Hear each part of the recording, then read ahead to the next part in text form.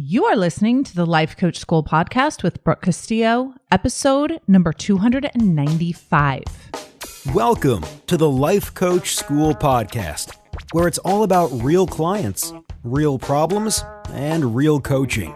And now, your host, Master Coach Instructor, Brooke Castillo. Well, hello there, my friends. Let's talk about how cold it is in Dallas. I just spent 10 days in Scottsdale, which was warm and sunny and awesome. We stayed at a beautiful Airbnb to get out of the cold a little bit. It was amazing. Loved it. We came back home. I'll be here for 2 days and then I go to Miami where it's 85. It's 29 here. 29, my friends. Still doing great. Still took my dogs on a hike. So many good things are happening. I cannot wait to tell you all the things. One of the things that I'm going to tell you about, because I just can't help myself, is that for Scholars 2.0, which starts in January, all new content, we are doing cover models on the workbooks. What that means is we're taking people from Scholars and doing a cover shoot with them, with our photographer and with my creative director. And we have already done the first shoot and I'm obsessed with it. I'm obsessed with everything about it. It's so good. And we have all these options for covers and we're going to have you guys voting on which one you like the best. I can't wait for you all to see what we have been up to. This is the fun part of owning a business, y'all. Being able to create beautiful things that highlight people that have worked hard in Scholars and kind of showcasing them in the work that we do. I love it. I love it. So I'm super excited about that. Many other very exciting things that I can't tell you about quite yet, but I must say that I woke up this morning and I said to myself, girl, you won the lottery again. And this is what my life feels like because of all the work that I've done. I often ask my students, would you rather win $1 million or make $1 million? And the ones that say I'd rather win it, I always tell them, but then you have no control over the next million. If you make the $1 million, then you can keep producing it. And that's the same for money, but it's also the same for mental health. It's also the same for creating goodness in your life. And I feel like the goodness just keeps on coming. And it's not to say that my life isn't 50-50 because it is. It's 50% pain and 50% gloriousness. But I've made peace with the pain, which has made my life even more glorious. And that's what we're going to talk about today. We're going to talk about pain now or pain later and which is better. And the first rule that you have to understand and the first truth that you have to understand is you're not going to get out of this life without any pain. No one gets to come to the world and have a painless life.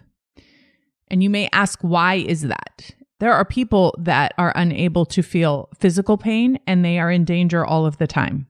It's a problem. Not being able to feel pain is a huge problem, physical pain, the sensation of pain. I would say and argue that emotional pain and not being able to feel emotional pain is equally as problematic. First of all, if you don't understand and taste and experience pain, you don't get to appreciate its opposite. And the more we allow ourselves to open up to pain, the more we can open ourselves up to all the other emotions. And the more we embrace and allow and encourage the experiencing and processing of pain, the more alive we can become, the more action we can take. When I look around at my clients, my kids, people, friends, I notice that many of us are anticipating and avoiding pain. And once pain inevitably arises, even though we try to avoid it, many of us are trying to postpone it or prolong it. So instead of just saying, this is my thought and feeling right now, and I will move through this, many of us try to avoid our current thought and feeling by buffering or avoiding or doing something else right now and we end up having to deal with the pain later. I learned this lesson, and it's so clearly depicted in the weight loss struggle. When I first started working on my body and I first started working on my emotions at the same time, I realized, oh, this is why I eat all the time. This is why I want to eat when I'm not hungry. And so I started doing the work on differentiating between sensations and feelings. So I started noticing when my body was actually physically hungry. Now, for those of you who don't struggle with your weight, you think this is bonkers. You think, what do you mean? You had to pay attention to that. It's very obvious when that happens. But it's not when you're disconnected from your body, when you're disassociated with your body because you don't want to experience the emotions that are going on in your body. And for so many of us, this is a coping mechanism that we developed when we were children.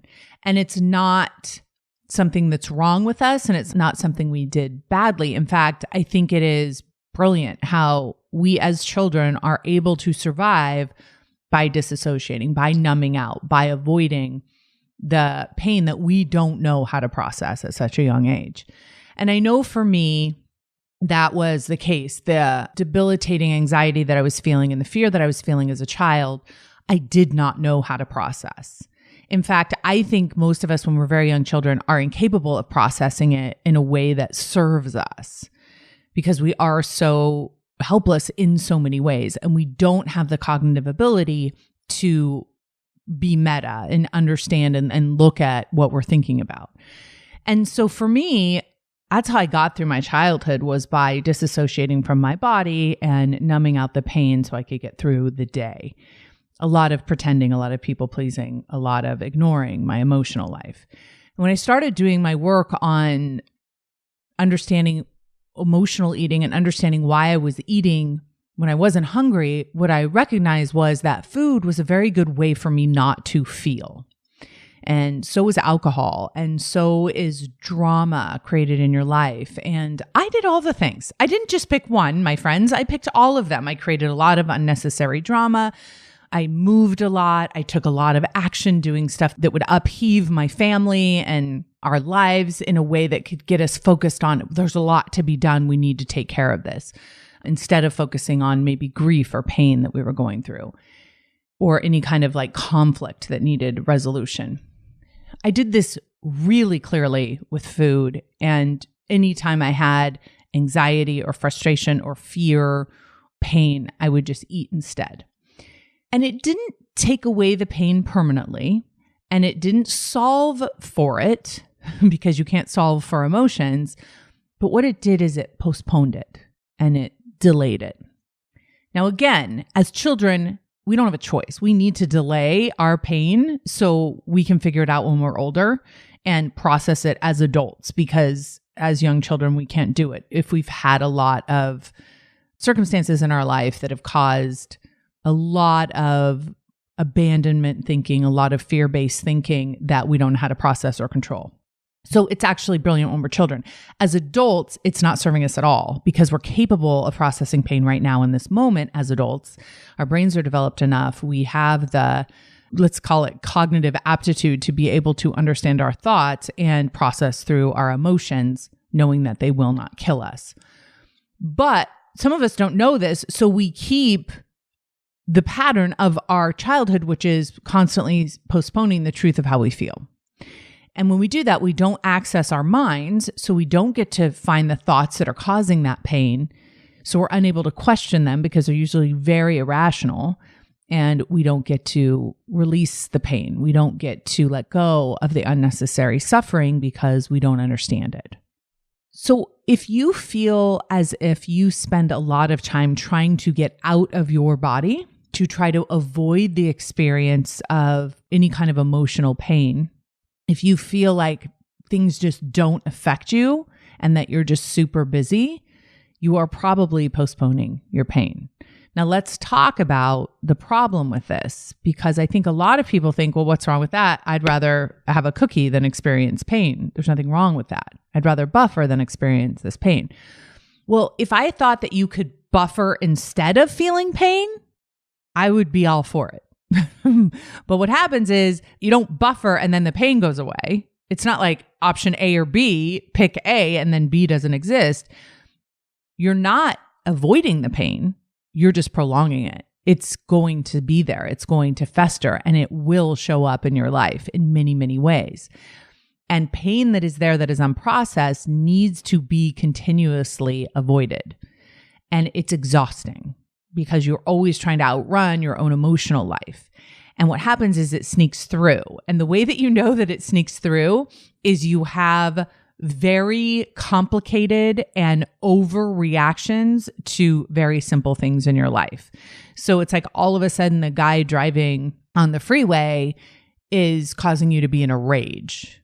And the emotion doesn't match the thought about the guy, right? It's almost like you have so many compounded thoughts that you're unaware of that are bringing up all of this emotion that hasn't been processed. And what it does is it builds through vibration in your body, which I think is so fascinating. So if you have a thought that causes you a lot of pain, that thought doesn't go away when you buffer.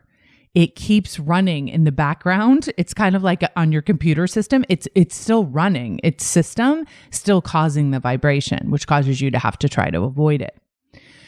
So what I wanted to do in this podcast is invite you to kind of reconcile this idea of pain now versus pain later, and to always choose pain now when possible.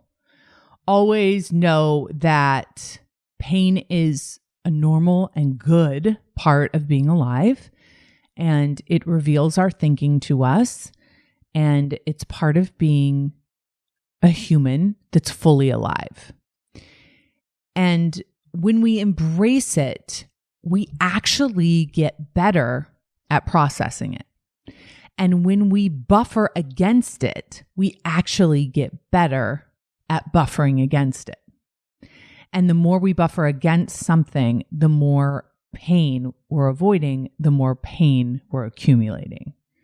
And the better we get at processing pain, the more pain we can release, the better we get at processing it. Now, people will ask me, okay, so what sounds great about this is if I process all this pain and identify all the thinking that's causing it, then I will have less pain in my life. But that's not what happens, because what happens is you increase your capacity to process pain, you increase your capacity to be uncomfortable, and then your life expands. Because if you're not afraid of pain anymore, you will be willing to do so much more with your life.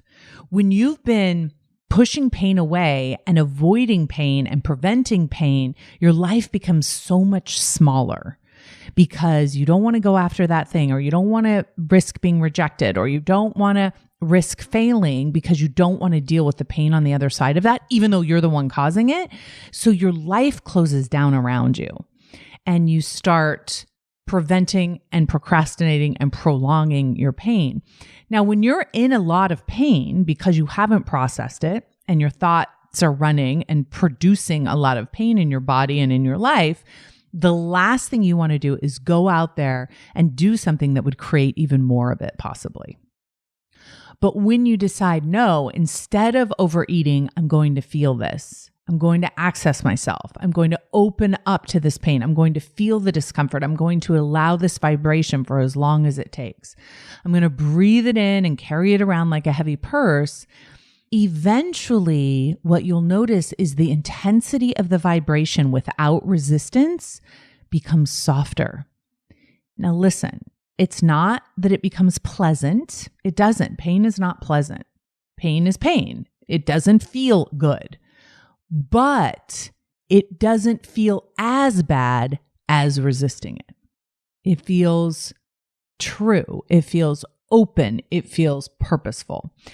I've described this a lot of ways, but I think one of the best ways that I've been able to describe it is that when you go in to the doctor's office to get a shot, and if you're freaking out and resisting it and screaming at the doctor and they have to hold you down and restrain you in order to give you the shot, the experience is going to be terrible.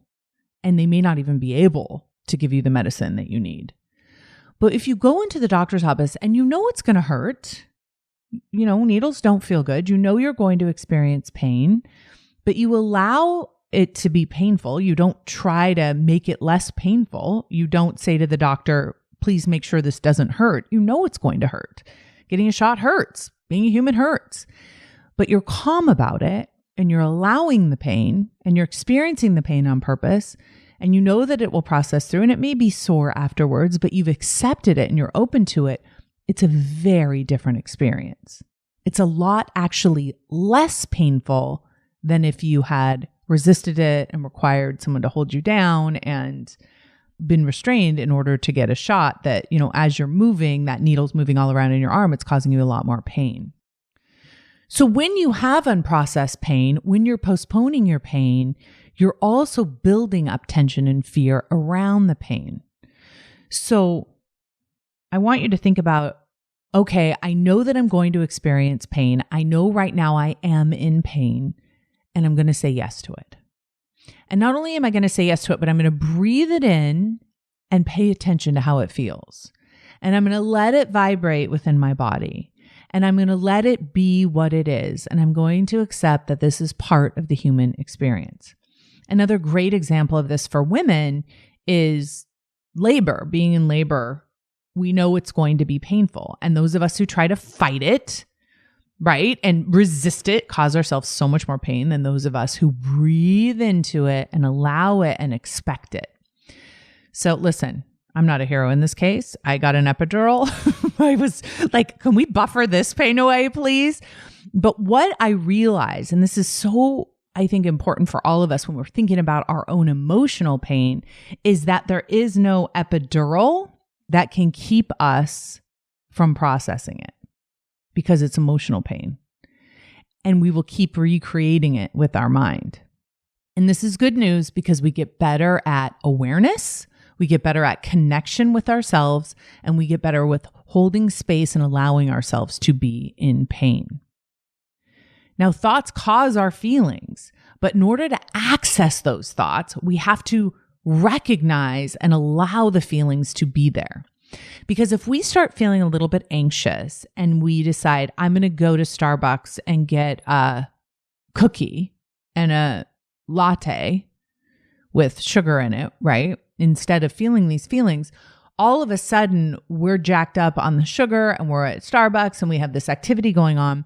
We're not experiencing what's going on for us emotionally, so we never access the thought causing it. So our awareness actually depletes. We actually get less good at becoming more aware of what's going on with us.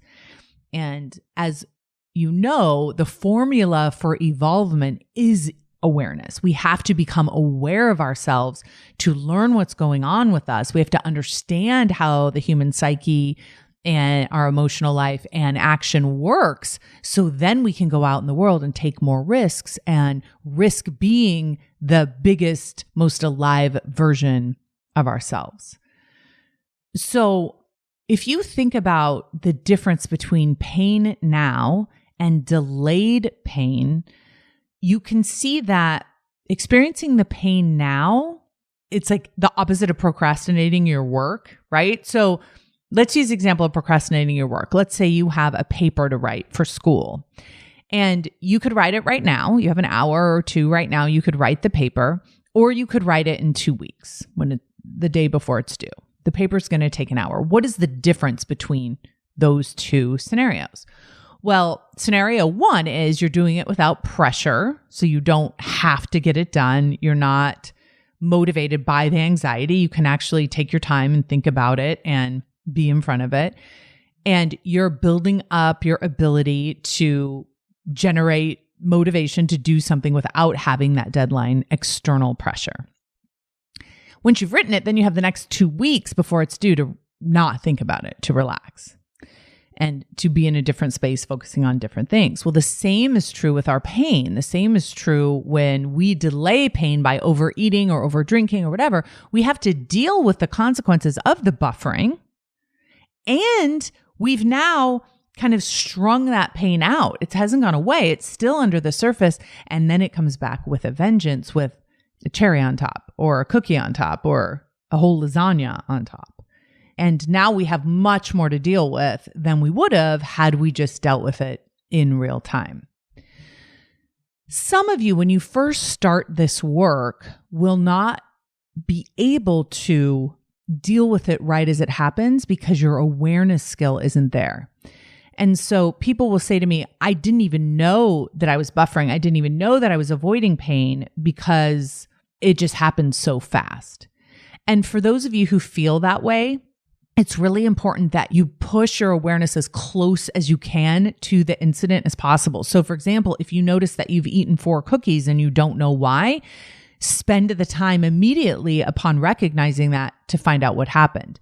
And eventually, as your awareness after the fact becomes more common, you'll be able to start anticipating it and being aware of it during the fact. But it takes practice. When you're super good at avoiding and delaying and pushing away emotion, being willing and able to become aware of it and bring it to the surface immediately will be much more challenging.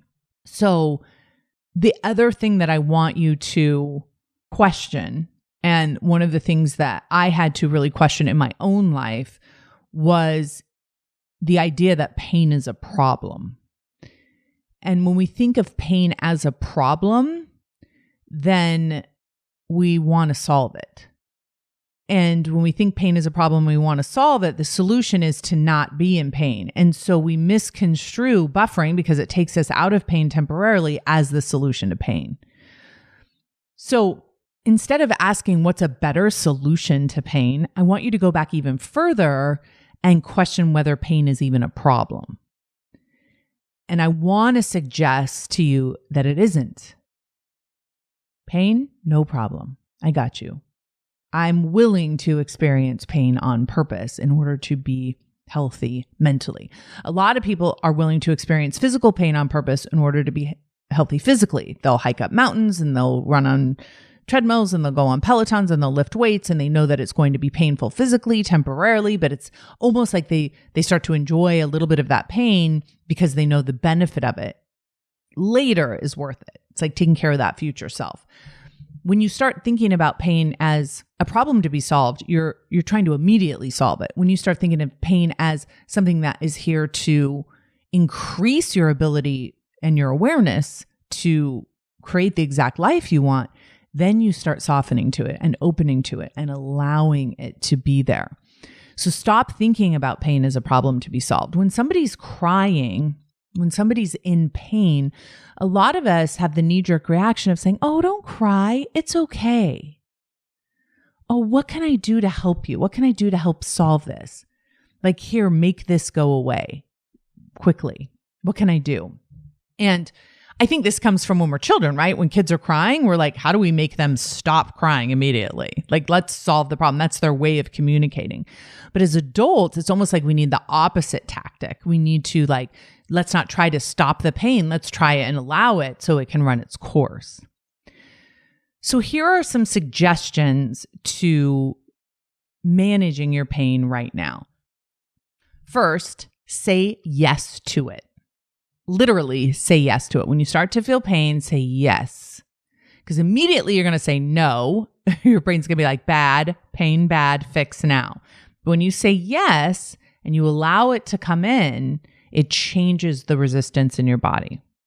The second thing you want to do is describe it.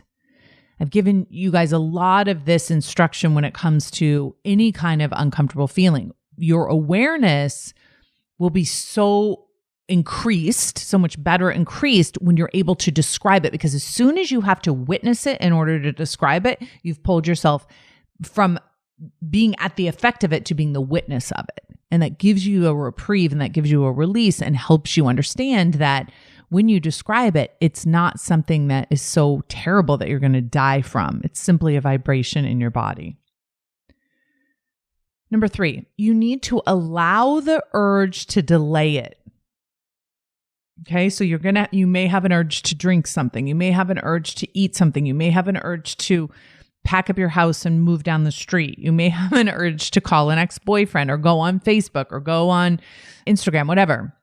Allow that urge to be there too. So we're allowing the pain, but we're also allowing the urge to escape the pain. Remind yourself that you're going to have to deal with it anyway. You're going to have to deal with it now or later. So you might as well deal with it now. You might as well process it now. Because if you deal with it later, what you're doing is you're prolonging your experience of it. Instead of the pain maybe being 10 minutes, now you're going to make it into 3 days. You process it up front and release it, then you don't have to keep experiencing it. Number 4, remind yourself that you do have the time. Processing pain right when you experience it and understanding it gives you more time than prolonging it and procrastinating it. It affects you less the sooner you can acknowledge and process it.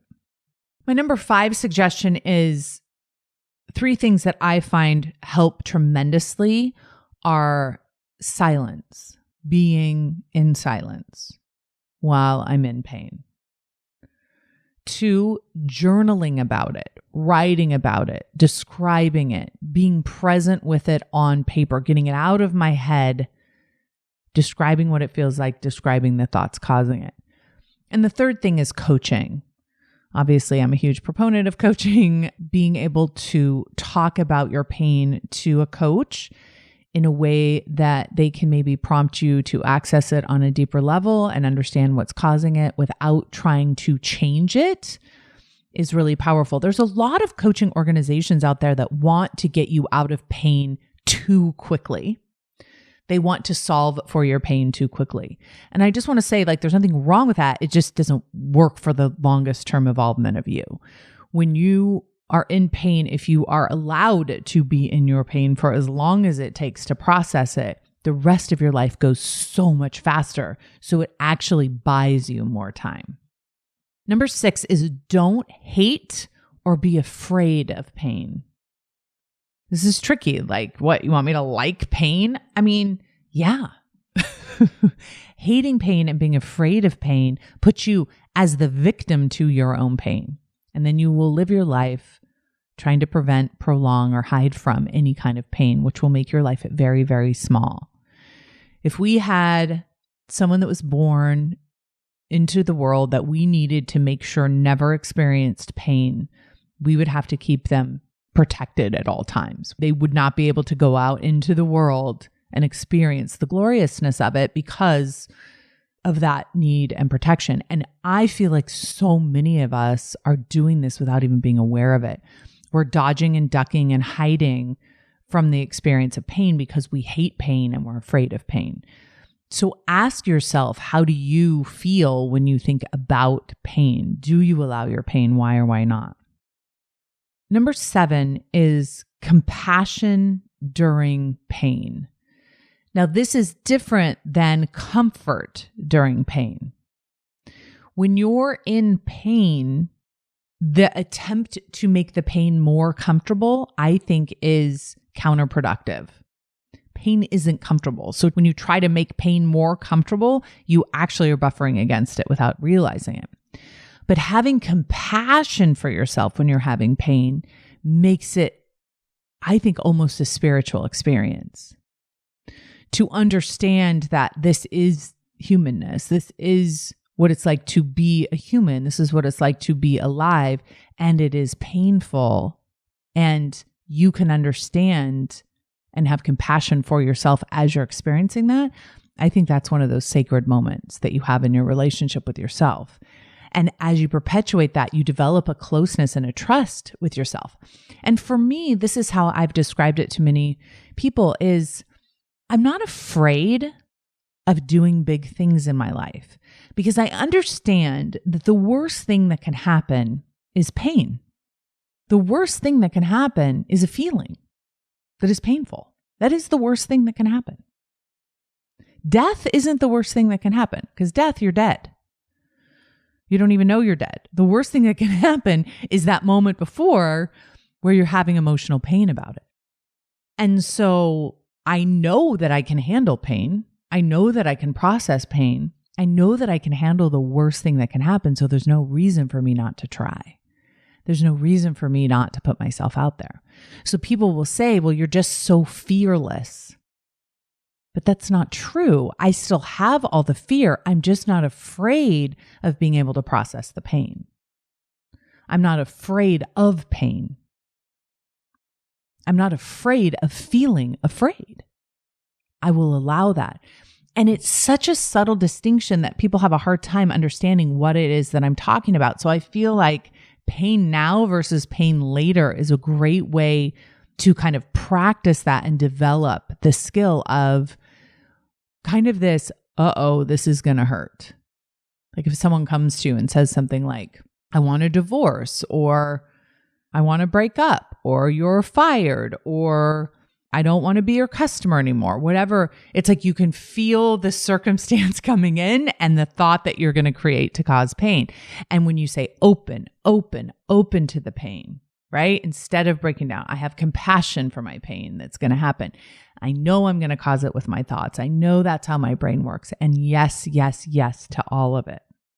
So you have to ask yourself, what can you do to remind yourself to say yes to pain in the moment, to say yes to pain now instead of preventing it or prolonging it? I have a lot of clients that come to me who have gained lots of weight or who have suffered many, many hangovers. And they're basically displaying their pain through their actions in their attempt to buffer it. It's almost like they're acting out their pain instead of just processing it. And processing your pain doesn't look like an action. It looks like silence. It looks like a vibration in your body, which doesn't look like anything. It looks like an experience that you're having internally. And the more that you can do that, the more confidence you're going to get in your life, the more action you're going to take, the bigger your life will become. So I want you to look forward to the next time you're in pain. I don't want you to tell yourself you shouldn't be in pain. Pain is bad. Pain is wrong. Especially those of you who are students of the model who know that your pain is caused by your thoughts. You're the worst because you're like, well, if thoughts cause my pain, it's my fault I'm in pain. I'm doing it wrong. That is not the case, my friends. You are a human with a brain that has thoughts. And yes, your thoughts are causing your pain. And yes, that's what it means to be human, and that's okay. Just don't delay or deny the pain. Allow it and process through it and evolve because of it. Use it to evolve. If you think about all of the changes that we have made as humans, all of the growth, most of it has been an answer to pain, a desire to get out of pain. And so it does propel us forward if we utilize it, if we listen to it, if we're not afraid of it. All right, my friends, I hope you have a very painful week. I'll talk to you next week. Hey, if you enjoy listening to this podcast, you have to come check out Self-Coaching Scholars. It's my monthly coaching program where we take all this material and we apply it. We take it to the next level and we study it. Join me over at thelifecoachschool.com/join. Make sure you type in the lifecoachschool.com/join. I'd love to have you join me in Self-Coaching Scholars. See you there.